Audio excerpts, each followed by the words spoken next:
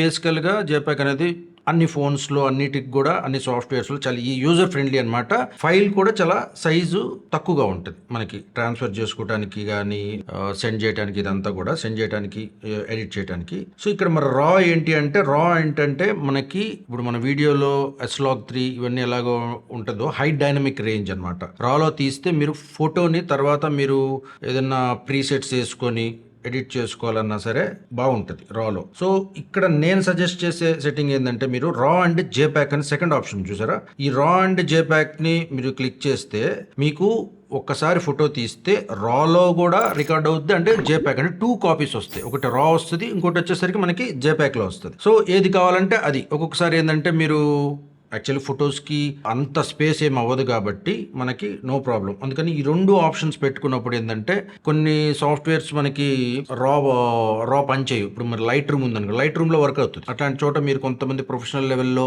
ఈ లట్స్ అన్ని కూడా యూజ్ చేసి ప్రీసెట్స్ యూజ్ చేసి చేయాలని అనుకున్న వాళ్ళకి రా మంచిదనమాట. ఒక్కొక్కసారి తీసేసిన తర్వాత మళ్ళీ మీకు కావాలంటే కుదరదు కాబట్టి 2 ఆప్షన్స్ సెట్ చేసుకోవడం బెటర్.